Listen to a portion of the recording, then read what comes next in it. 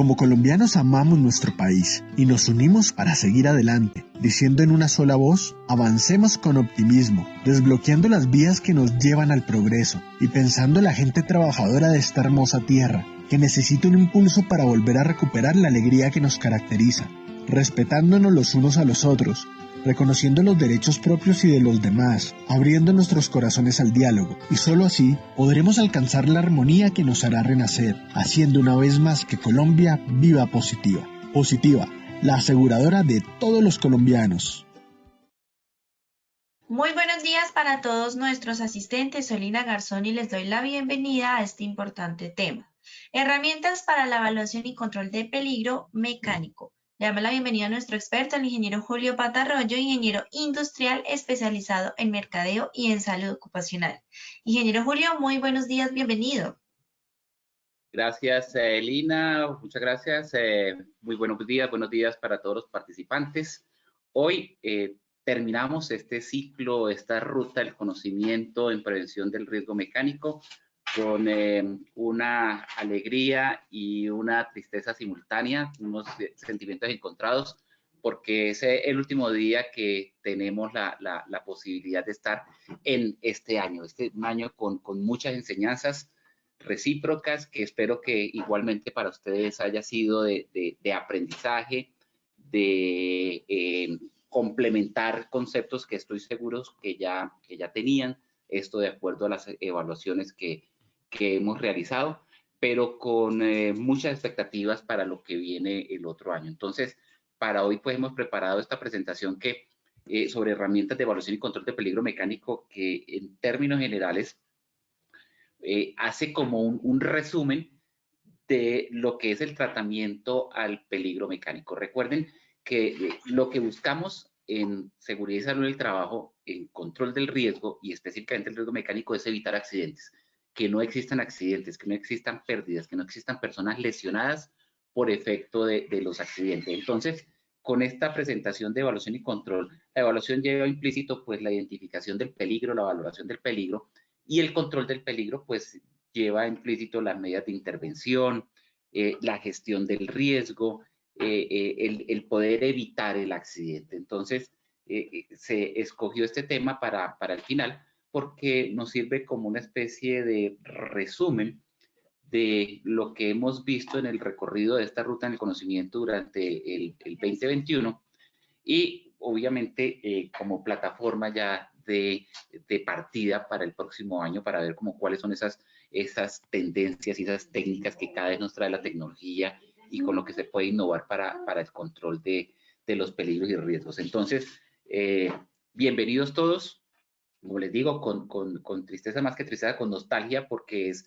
la última, pero también con esa alegría de haber culminado en mi concepto con mucho éxito, con el cumplimiento de los objetivos propuestos, esta ruta del conocimiento.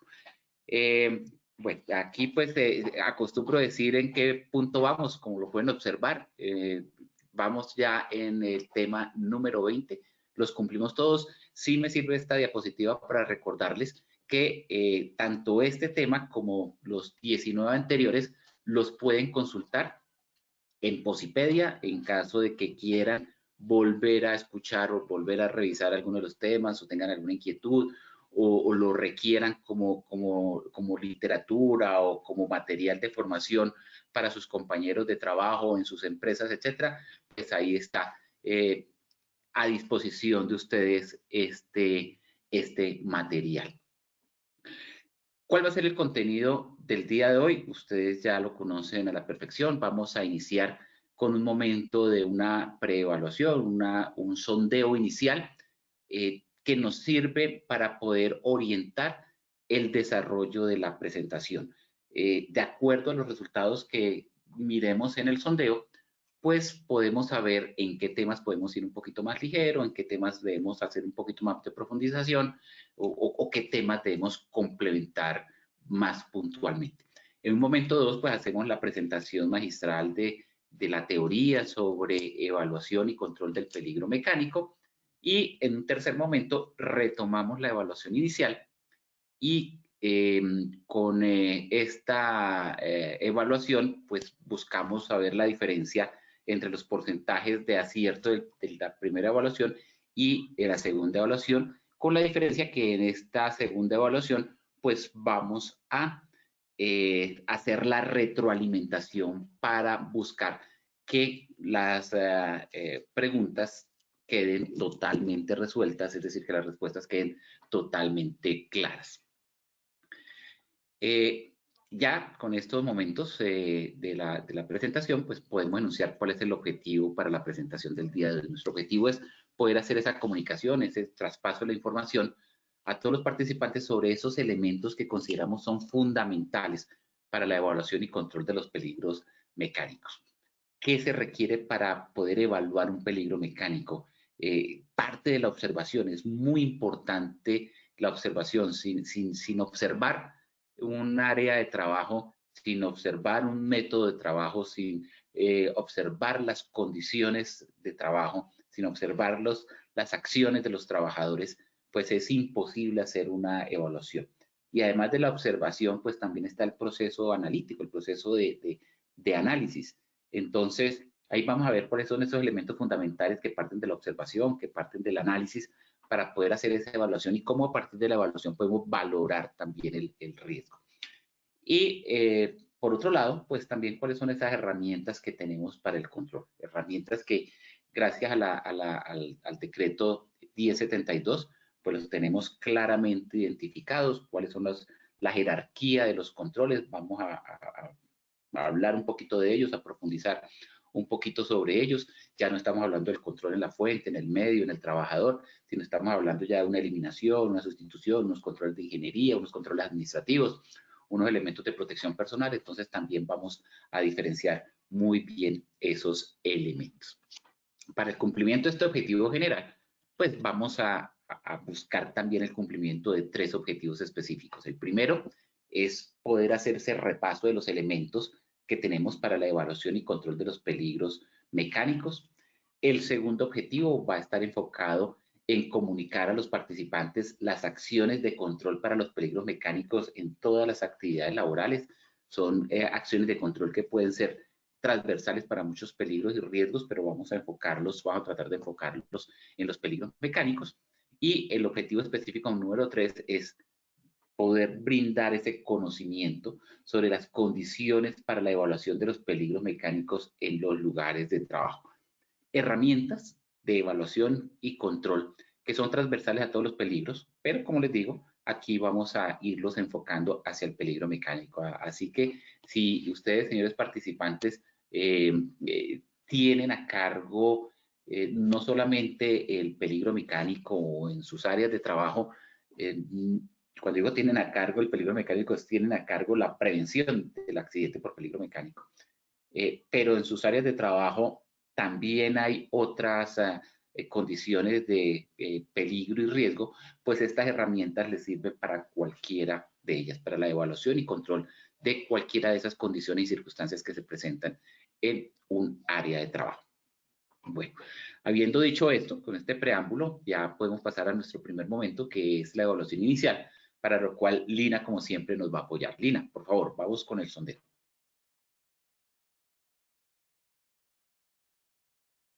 Muchas gracias, ingeniero. Claro que sí, vamos entonces a realizar el sondeo. Recuerden que en sus pantallas van a observar las preguntas y tienen la opción de seleccionar la respuesta correcta. Muy atentos, por favor, vamos con la primera pregunta. La evaluación del riesgo mecánico se determina con A, probabilidad y consecuencia, B, probabilidad y control, o C, consecuencia y control. Seleccionen, por favor, la respuesta correcta desde sus pantallas.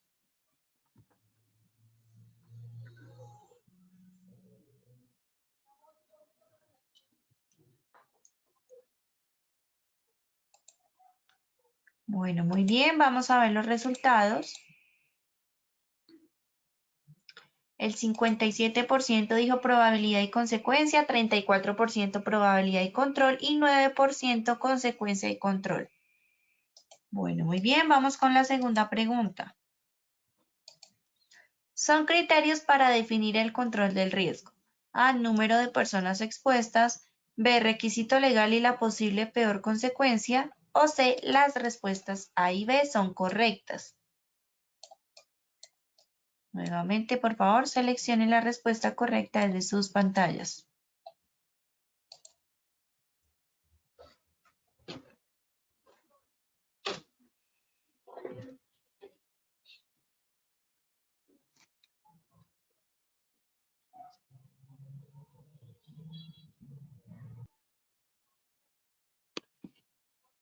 Bueno, vamos a ver los resultados. El 10% dijo el número de personas expuestas, 8% requisito legal y la posible peor consecuencia, y 82% nos contestó que las respuestas A y B son correctas. Vamos con la tercera y última pregunta de esta primera parte del sondeo. La probabilidad del riesgo mecánico se estima con A, deficiencia y exposición, B, probabilidad y consecuencia, o C, ninguna de las anteriores. Nuevamente, por favor, seleccionen la respuesta correcta y recuerden que al finalizar tendremos las mismas 3 preguntas y el ingeniero nos va a brindar las respuestas correctas. Así que muy atentos al tema del día de hoy.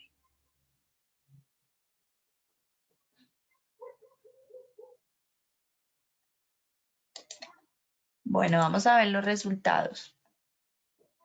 El 35% dijo deficiencia y exposición, 50% probabilidad y consecuencia y 15% ninguna de las anteriores. Ingeniero, te doy paso nuevamente para que por favor continuemos. Gracias, Lina. Lina, por favor, ¿me puedes repetir los porcentajes de la primera pregunta? Claro que sí, doctor. Ingeniero, el 57% dijo probabilidad y consecuencia, 34% probabilidad y control y el 9% consecuencia y control. Perfecto, muchas gracias. Quería confirmar eso, no. Claro, hay bastante dispersión, especialmente en la primera pregunta y en la tercera pregunta.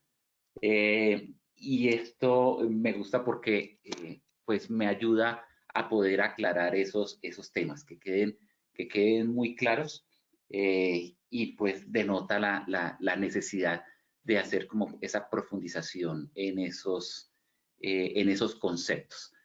Entonces, pues, ¿qué podemos empezar diciendo sobre la evaluación y control del peligro mecánico? Pues es muy importante hacer la identificación. El primer paso es identificar los peligros y los riesgos. Y de ahí siguen las siguientes etapas en el tratamiento del riesgo, que es la valoración y el control de los riesgos. ¿Esto a qué nos lleva o con qué fin se hace? Pues para poder tomar las acciones, poder tomar las medidas, poder aplicar los correctivos necesarios o las acciones necesarias, preventivas o correctivas, para poder garantizar la seguridad de todas las personas. Evitar que una sola persona tenga un incidente o un accidente, y ni siquiera un incidente, por un tema mecánico, por exposición a esos peligros mecánicos. El peligro mecánico va a estar presente. Con el peligro mecánico seguramente nos toca convivir, pero lo que se busca es que podamos garantizar la seguridad de las personas. Es decir, que a pesar de esa convivencia, no vayan a haber personas lesionadas, heridas por cuenta de ese peligro mecánico y mucho menos que vaya a haber, pero bueno, mucho menos no, que tampoco, porque mucho menos es la lesión, es decir, no es admisible una lesión de la persona, pero tampoco queremos que hayan pérdidas, daños a la propiedad o daños al ambiente producto de un accidente de origen mecánico. El primer paso, como les menciono, es identificar y reconocer el peligro, hacer esa observación de las áreas de trabajo, decir, aquí existe un peligro mecánico, aquí hay una proyección de partículas, aquí hay un atrapamiento, aquí puede haber un corte, pero el siguiente paso es, bueno, ese peligro que se nos presenta, ¿qué tan grave es? ¿Qué grado de peligrosidad tiene? Podemos colocarlo en una escala de 1 a 5, de 1 a 10, de 1 a 20, de 1 a 100, y después valorarlo, es decir, contra un patrón, decir, ¿es alto, es moderado o es bajo? Y solo allí, al poderlo identificar, pues podemos pasar a controlarlos porque, pues, al hacer esa valoración, pues, buscamos una priorización y en esa priorización entonces empezamos a intervenir. La intervención no es otra cosa que el control del riesgo. Siempre hay peligros nuevos. Seguramente las consecuencias en el riesgo mecánico pues va a ser la cortadura, el atrapamiento, el machucón, el resbalón, la caída, el golpe, el impacto, etcétera, etcétera. Y toda nueva tecnología o técnica de trabajo, de mantenimiento, de operación, pues es necesario hacer esa evaluación de peligros y riesgos de manera que podamos identificar cómo se pueden afectar las personas para poder establecer esas medidas necesarias de control y poder intervenir, impactar el peligro para mitigar esas situaciones que nos pueden generar los accidentes. Pero asimismo, pues la nueva implementación debe ser socializada, conocida por todos los trabajadores. Es decir, cada vez que hagamos esos procesos de identificación, evaluación y control del riesgo y que definamos cómo se hace, qué riesgo hay, cuánto pesa, cuánto mide, qué valor se le da a ese riesgo, a ese peligro, a ese riesgo y cómo lo controlamos, pues necesitamos que todos los trabajadores conozcan o tengan acceso a ese conocimiento porque son los que directamente están enfrentando la situación. ¿Qué se debe hacer? Pues socializarlo, discutirlo, hablarlo, hacer un proceso de planeación de las tareas, porque es muy importante con ese conocimiento planear cómo se desarrolla el trabajo, planear cómo es el método de trabajo y planear ese control que se debe realizar para no correr riesgos. Hay que hacer esa planeación cuidadosa, por ahí ya hay una de las presentaciones de esta ruta del conocimiento hacía relación a la planeación del trabajo, hacía relación hacia la planeación de las inspecciones de seguridad. Los procesos de planeación son muy importantes para determinar cuáles son los procedimientos de seguridad, para saber cuál es el método de trabajo, cómo se puede mejorar esos métodos de trabajo y de esta manera poder reducir las lesiones. Y pues hay dentro de los programas de prevención que uno desarrolla, se establecen también subprogramas, como por ejemplo un subprograma que uno siempre identifica como para el peligro eléctrico, que son las acciones de bloqueo y etiquetado. Pero es que una acción de bloqueo y etiquetado también es muy útil para el control del peligro mecánico, porque hace que se bloqueen las energías mecánicas potenciales que quedan allí de un resorte que se puede disparar, un engranaje que se puede mover o incluso un circuito eléctrico que se puede accionar y ese circuito eléctrico le da la potencia, la energía a la máquina, a su movimiento, a sus partes móviles y puede atrapar al trabajador.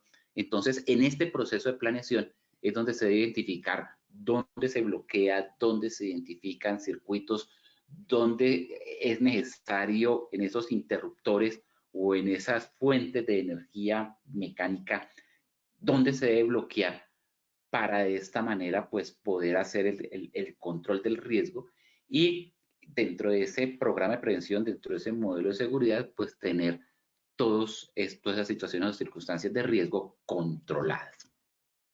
Ahora,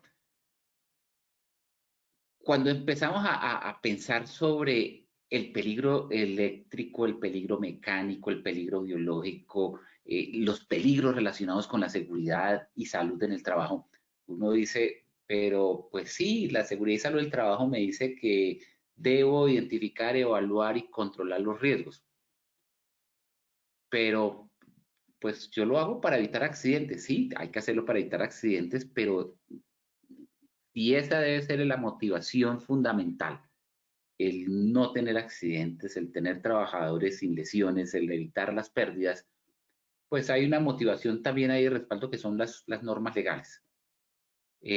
Normas legales que tienen que ser usadas y esa es digamos, una fortuna, pensaría yo, que tenemos en el medio de la seguridad y salud del trabajo, que esas normas legales, más allá de ser un requerimiento, se convierten como una especie de guía, de bitácora de cómo tratar con los riesgos laborales, cómo intervenirlos, cómo prevenirlos, porque son normas que han sido escritas con un enfoque bastante técnico, más que un enfoque legal, que obviamente lo tiene porque requiere el cumplimiento legal, la obligatoriedad de los empleadores de cumplir con ese principio constitucional de tener ciudadanos con un trabajo digno, con ese principio legal el Código Sustantivo de Trabajo de garantizar la seguridad de los trabajadores, van buscando ese objetivo, pero también tienen ese objetivo de guiar, de orientar al empleador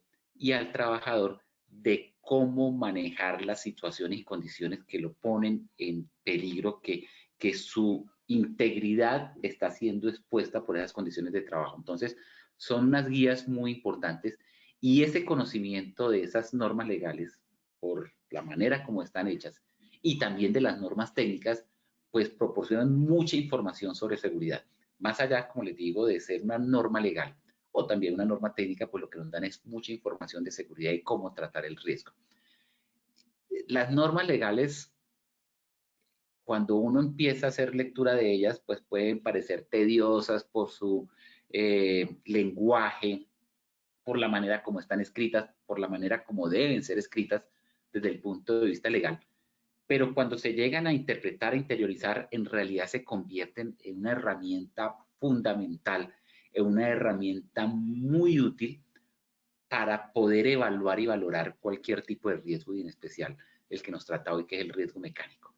Entonces, de ahí podemos concluir que ese conocimiento de las normas relacionadas con seguridad industrial, con seguridad y salud en el trabajo, con salud ocupacional, pues deben ser una parte fundamental, una parte muy importante de esos procesos de inducción, reinducción y capacitación de cualquier trabajador.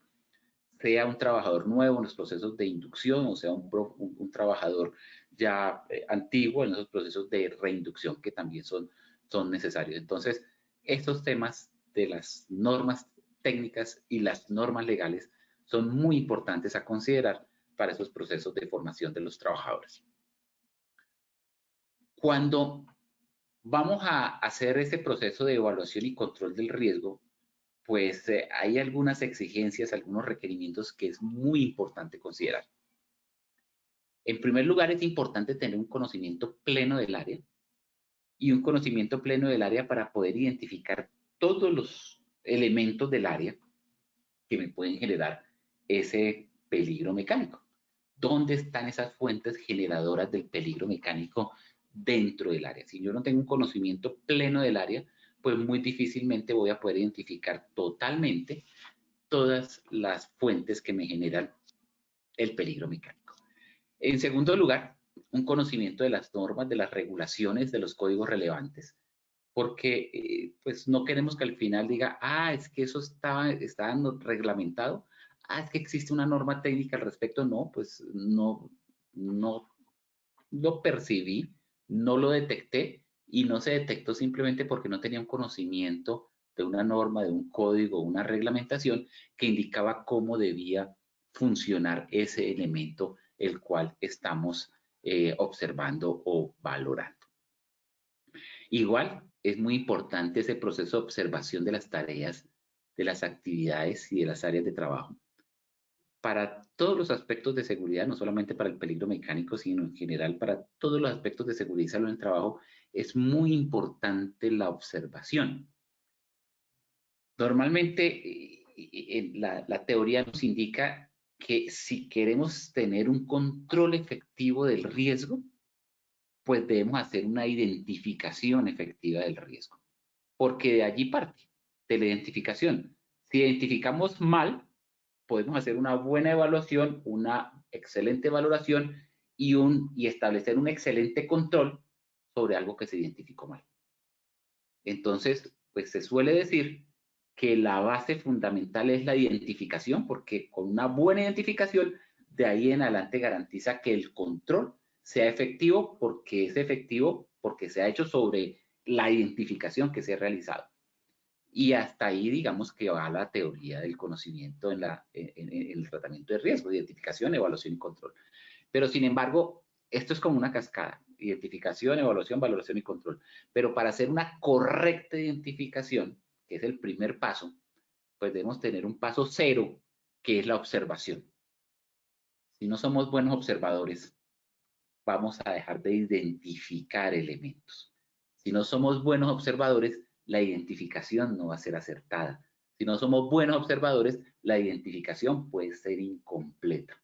Entonces es muy importante, y está dentro de las exigencias de la evaluación, hacer ese proceso de observación de las tareas, estimular nuestra capacidad de observación, estimular nuestra capacidad de percepción, que también va ahí como implícito dentro de la observación de las tareas, porque es que debemos ser unos excelentes observadores para poder de ahí en adelante partir con la identificación, evaluación y valoración de los peligros y riesgos.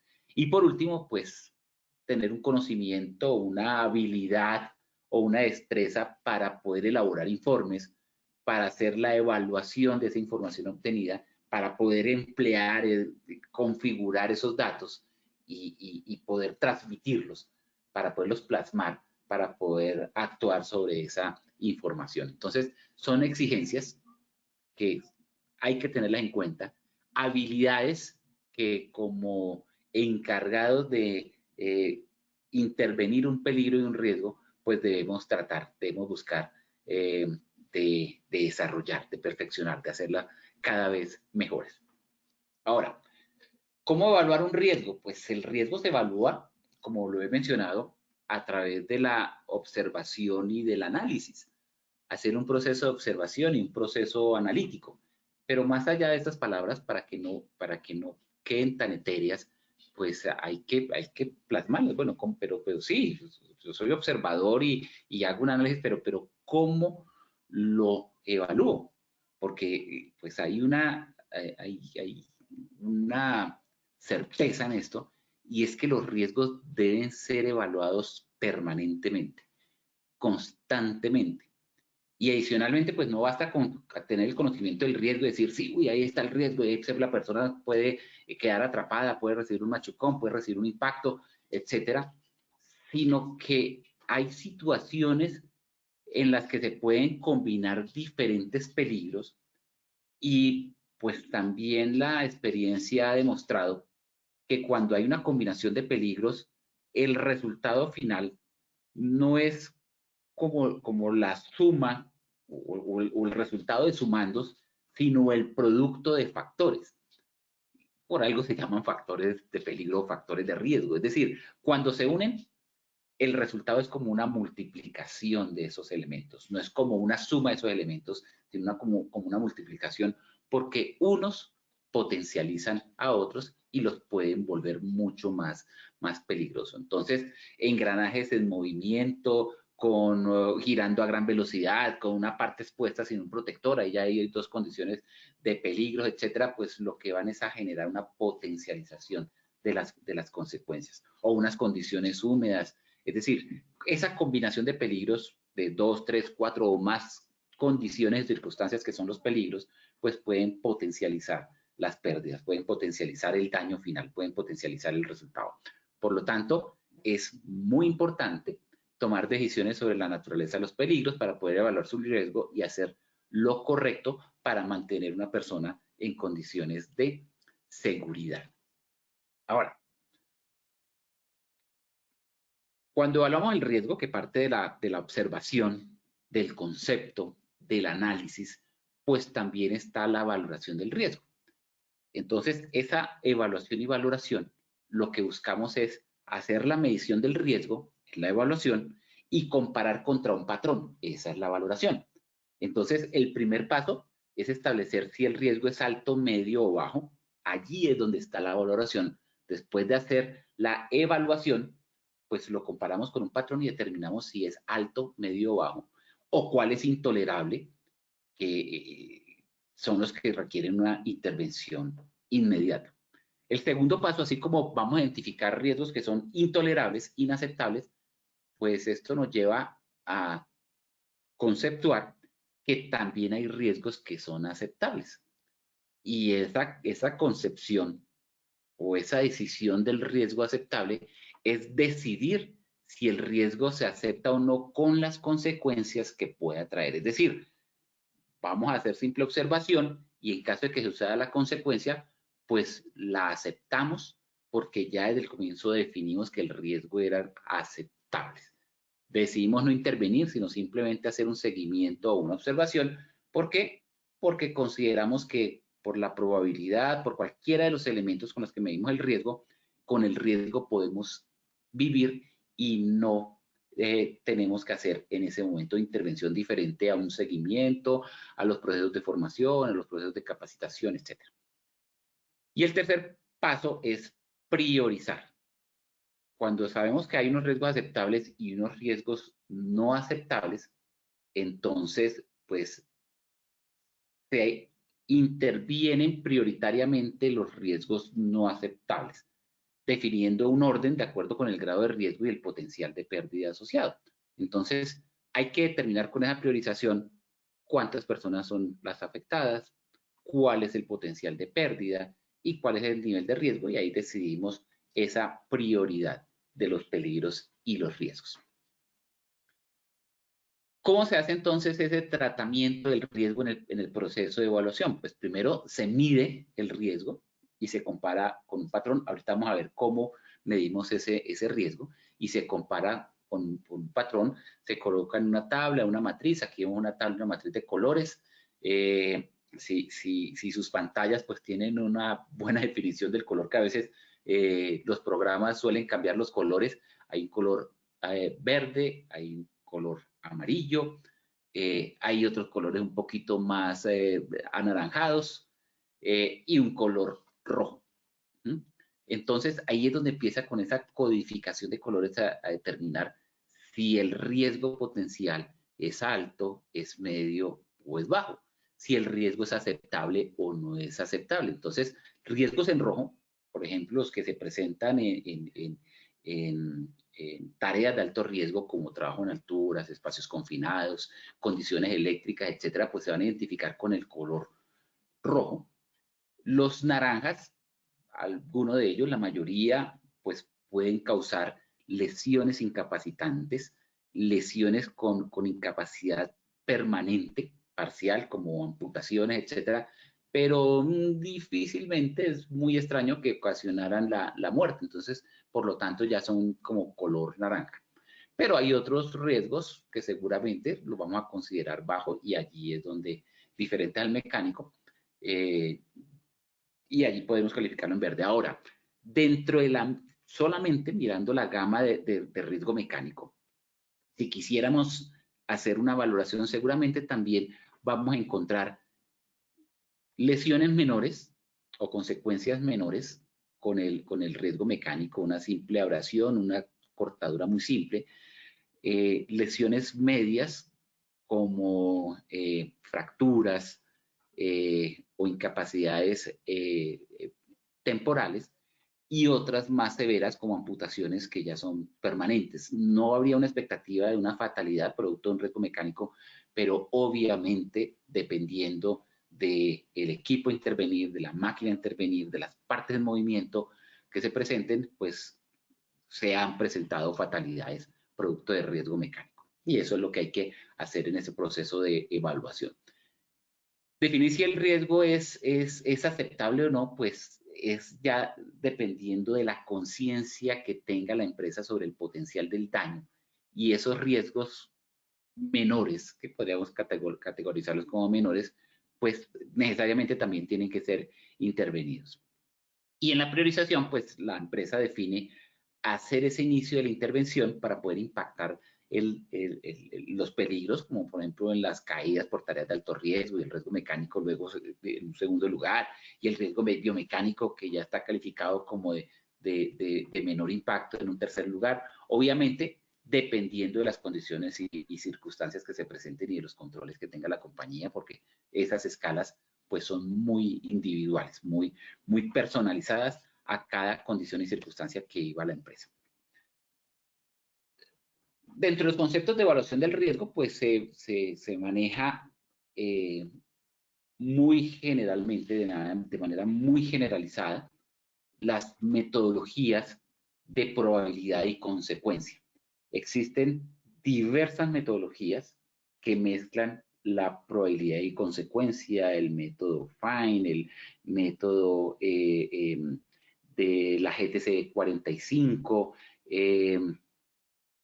bueno, diferentes matrices que mezclan o que cruzan la probabilidad y la consecuencia para determinar el riesgo. Es lo que más se usa, y los diferentes métodos van diferenciados en cómo miden la probabilidad y cómo miden la consecuencia.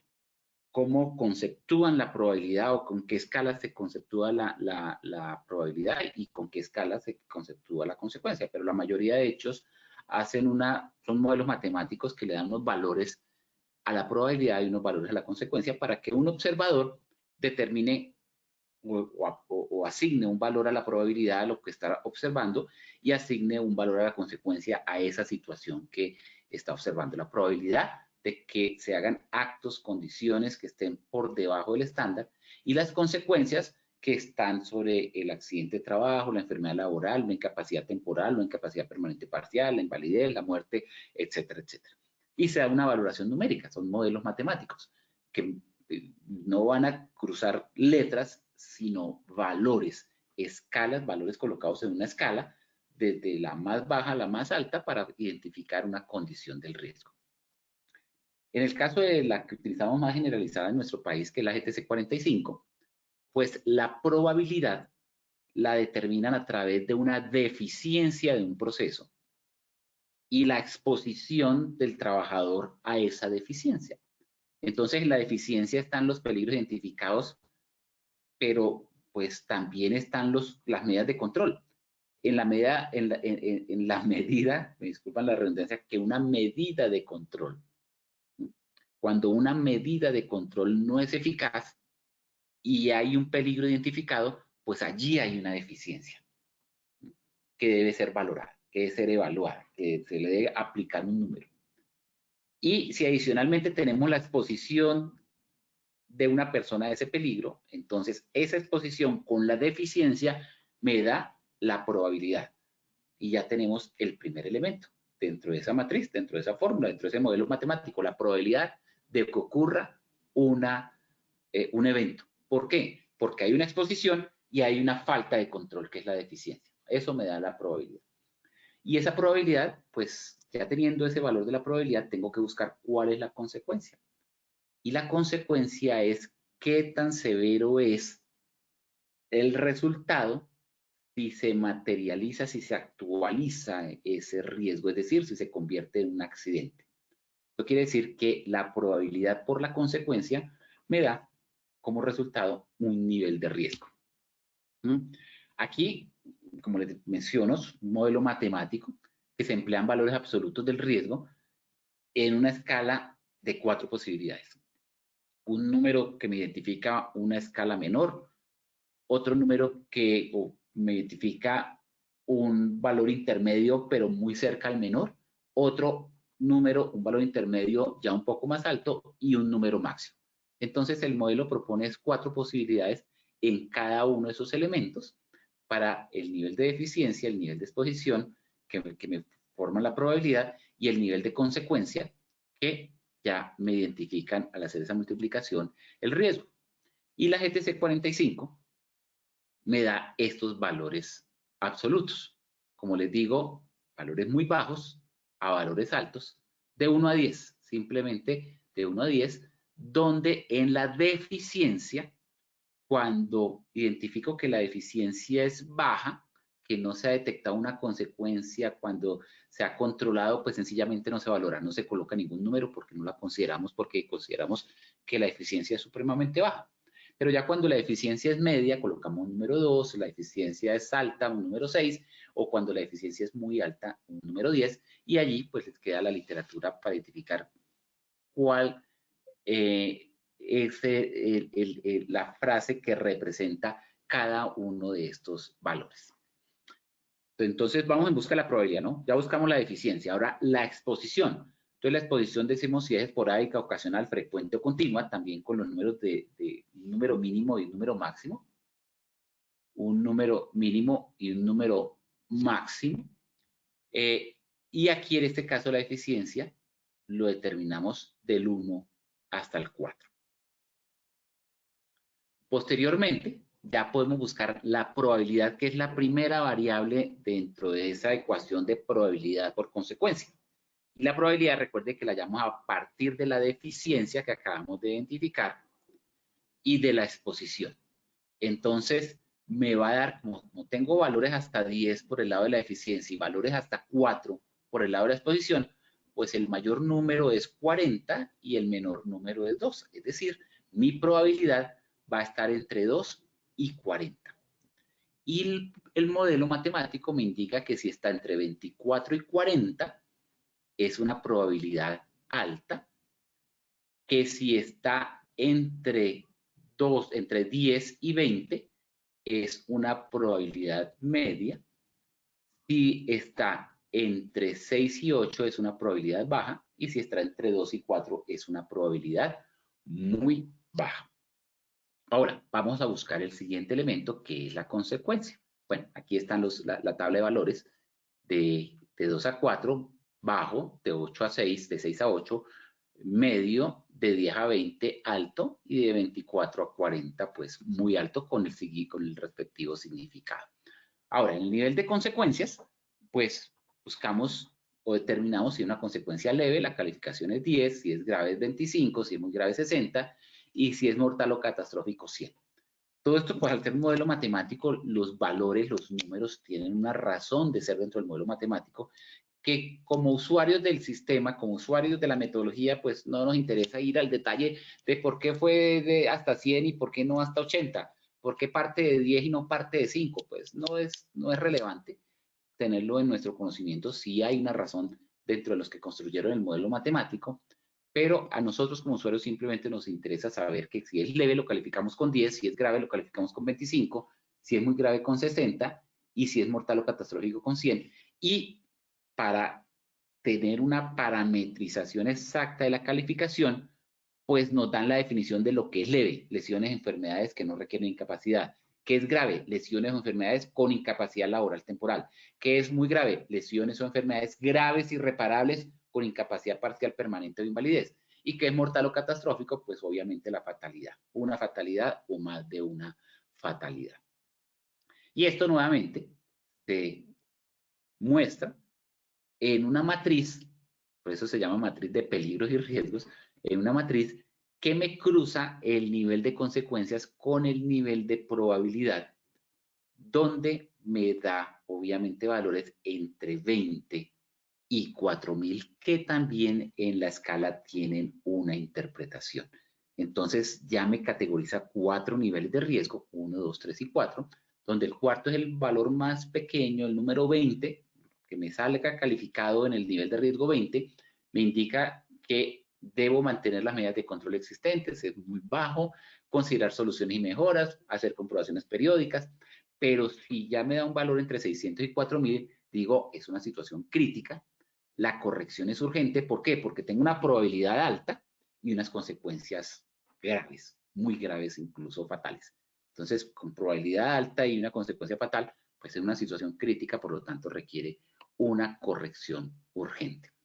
Y al hacer esta evaluación, pues hago la valoración, el cumplimiento de los requisitos legales, políticas, objetivos, metas, aspectos operacionales y técnicos, la opinión de los trabajadores, y allí pues intervienen los criterios de aceptabilidad del riesgo y la suficiencia de los controles existentes.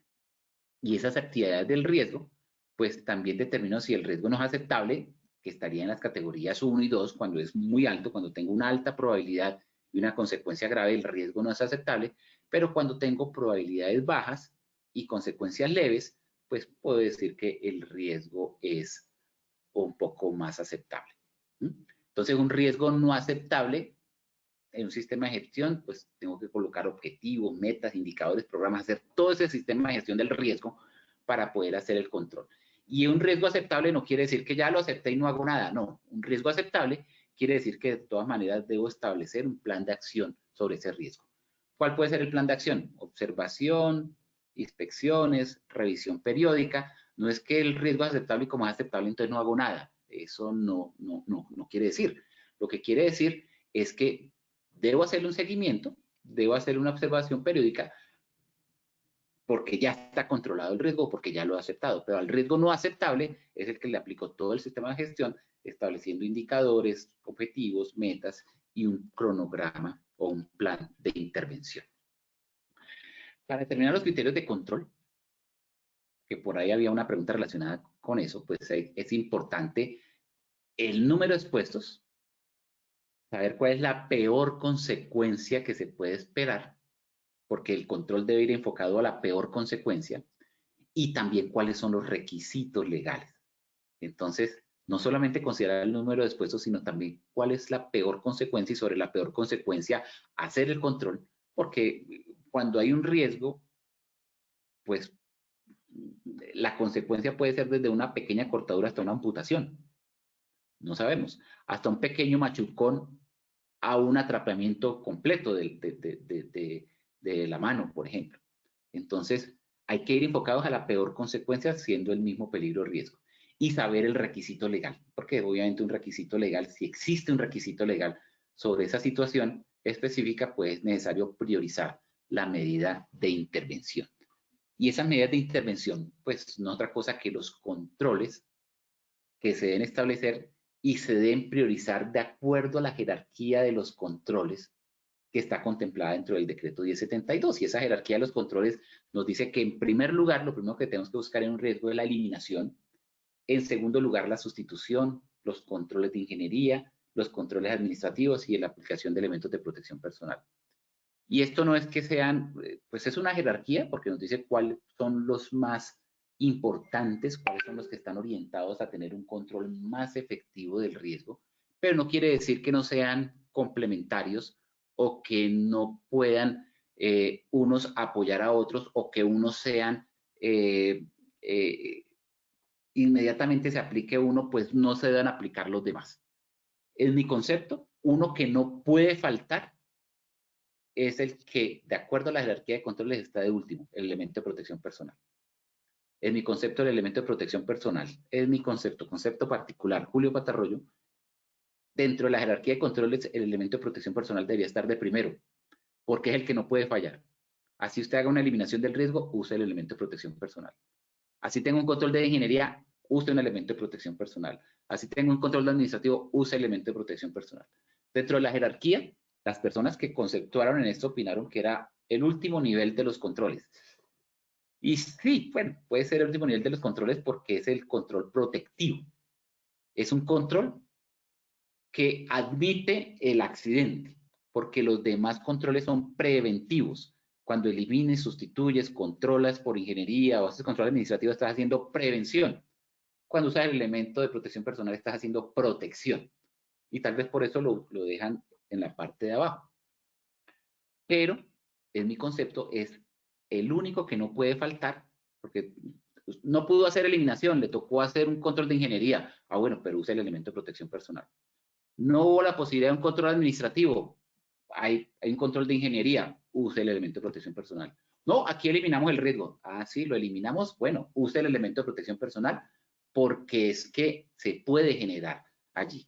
Entonces, es el que no puede fallar dentro de ese jerarquía de controles. De todas maneras, la 1072 lo presenta de esta manera.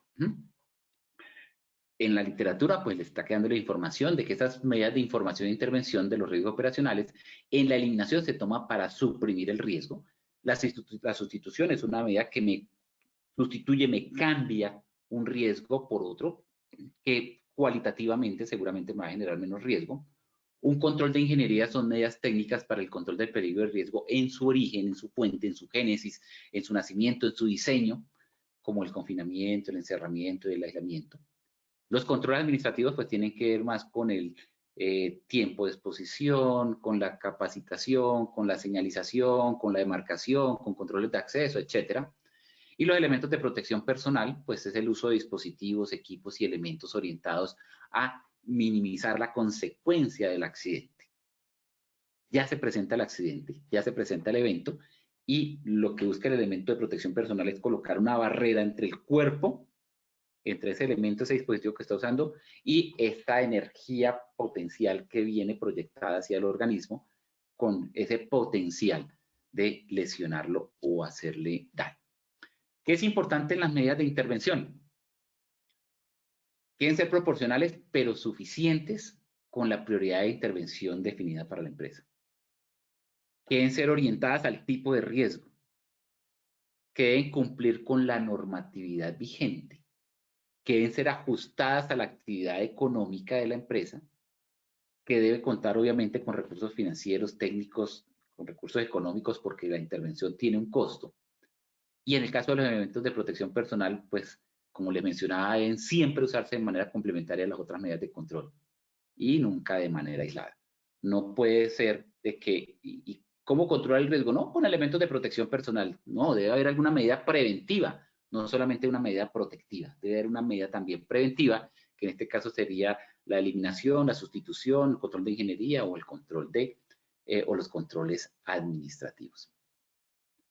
¿Qué recomendaciones finales hay para determinar esas medidas de control?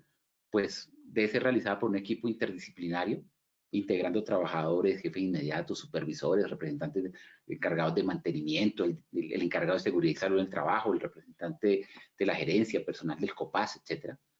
Esta determinación y el proceso realizado debe ser documentado para la toma de decisiones y para la implementación de controles.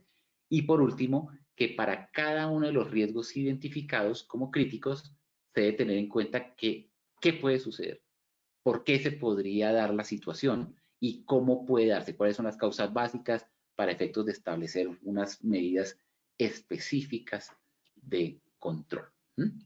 Entonces, en resumen, primero, se debe crear un ambiente de trabajo seguro y en segundo lugar, se debe trabajar de manera segura. Entonces, volvemos al mismo concepto de que son las condiciones de trabajo y las acciones en el trabajo. Condiciones y actos. Entonces, hay que crear un ambiente de trabajo seguro, unas condiciones seguras de trabajo y se debe trabajar de manera segura. Es decir, las acciones que realicemos deben ser de manera segura, trabajar con seguridad. Generalmente, pues es mejor eliminar completamente los peligros y crear un ambiente de trabajo que sea verdaderamente seguro, es decir, para que las acciones sean seguras, pero es algo que debe ser complementario. Es difícil determinar cuándo pueden fallar los materiales, los equipos, hay que estar preparados, etcétera. Por eso es que hay que hacer este análisis de condiciones y acciones y desde ese punto de vista hacer un trabajo seguro. Y un ambiente seguro se crea controlando el contacto de partes en movimiento, superficies filosas, de los accidentes que esas pueden causar. Y un ambiente de trabajo seguro reduce la posibilidad de atrapamientos, cortes, proyección de partículas, caídas, etc. Muy importante protegerse del contacto de partes en movimiento, de máquinas, de equipos, con el fin de crear ese ambiente de trabajo seguro. Bueno, con esto creo que ya tenemos los conceptos suficientes y espero que aclarados vamos a ver a través del sondeo para revisar nuevamente estos conceptos. Lina, por favor, tienes la palabra para el sondeo final.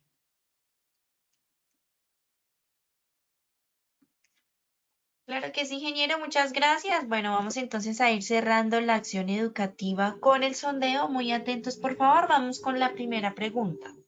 La evaluación del riesgo mecánico se determina con A, probabilidad y consecuencia, B, probabilidad y control, o C, consecuencia y control. Seleccionen, por favor, la respuesta correcta desde sus pantallas.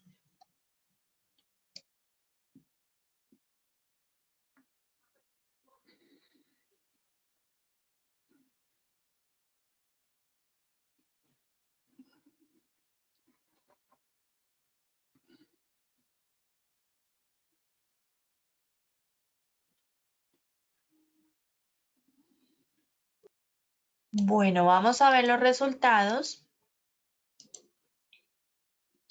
El 51% dijo probabilidad y consecuencia, 38% probabilidad y control y 10% consecuencia y control, ingeniero.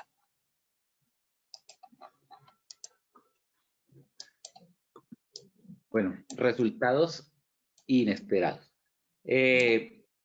Ojo a la pregunta. Dice, la evaluación del riesgo mecánico.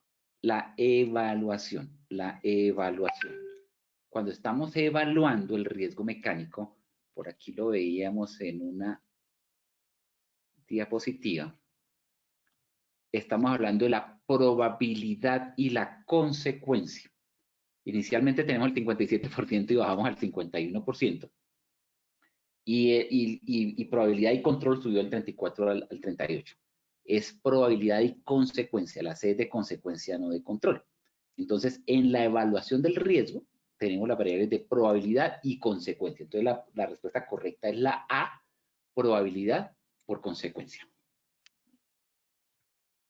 Gracias, ingeniero, por la aclaración. Vamos entonces con la segunda pregunta. Son criterios para definir el control del riesgo. A, número de personas expuestas, B, requisito legal y la posible peor consecuencia, o C, las respuestas A y B son correctas. Por favor, seleccionen la respuesta correcta desde sus pantallas.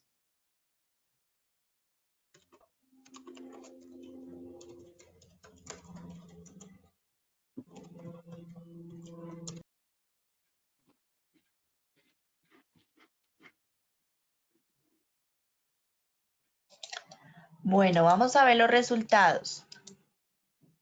El 6% dijo el número de personas expuestas, 9% requisito legal y la posible peor consecuencia, y 85% nos dijo que las respuestas A y B son correctas. Ingeniero, cuéntanos por favor, ¿cuál es la respuesta correcta?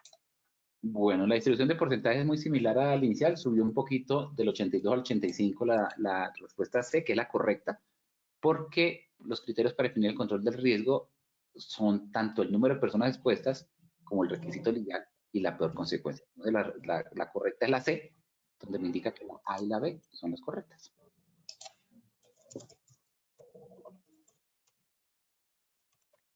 Perfecto, ingeniero, gracias. Y vamos con la tercera y última pregunta. La probabilidad del riesgo mecánico se estima con A, deficiencia y exposición, B, probabilidad y consecuencia, o C, ninguna de las anteriores. Nuevamente, por favor, seleccionen la respuesta correcta desde sus pantallas.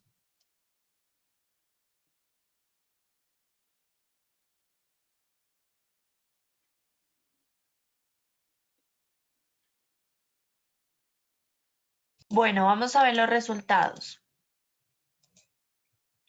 Ingeniero, 49% de eficiencia y exposición, 47% probabilidad y consecuencia y 5% ninguna de las anteriores.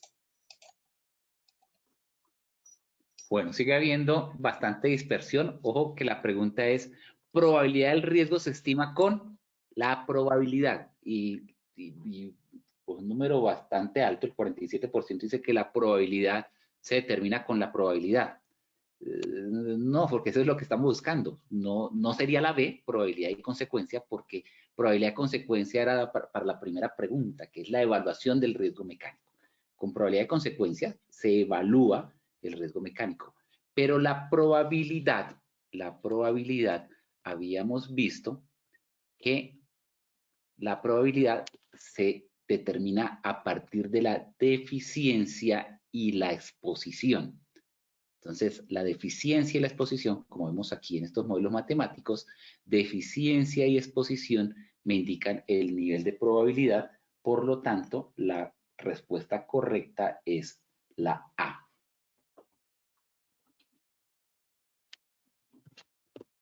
Perfecto. Bueno, ingeniero, hemos llegado ya al final de nuestra acción educativa del día de hoy, por supuesto, de este cierre y de esta clausura de esta comunidad tan importante. Gracias por habernos acompañado durante todo este año, de todo este proceso educativo, este 2021. Por supuesto, esperamos verte el próximo año con muchos más temas de interés en la Comunidad Nacional de Prevención en Peligros Mecánicos. Claro que sí, Lina, muchas gracias. Ya esta es la despedida de este año. A ti por ese apoyo permanente, al ingeniero Pablo allí detrás de cámaras en la parte técnica garantizando esta comunicación. Muchas gracias por su excelente labor. A las personas que estuvieron constantemente presentes, a las que estuvieron esporádicamente, porque por una u otra razón no se pudieron conectar. También muy agradecidos por la atención. Ahí quedan mis datos para cualquier información adicional. Muy contento y satisfecho por este recorrido, esta ruta del conocimiento, por aportar día a día a la prevención del riesgo laboral. No sobra mantener la invitación para que consulten, visiten Posipedia. Allí van a encontrar información muy importante, no solamente sobre el riesgo mecánico, sino sobre otros tipos de riesgos en los que nos enfrentamos día a día dentro de nuestra labor en la seguridad y salud en el trabajo, y obviamente con noticias de lo que viene para el año 2022 dentro de la ruta del conocimiento. Muchas gracias, que tengan unas felices fiestas de fin de año, seguros siempre, recordemos que la pandemia no se ha ido, mantengámonos protegidos a nosotros, a nuestras familias, y pues que tengan una feliz Navidad y un muy exitoso 2022.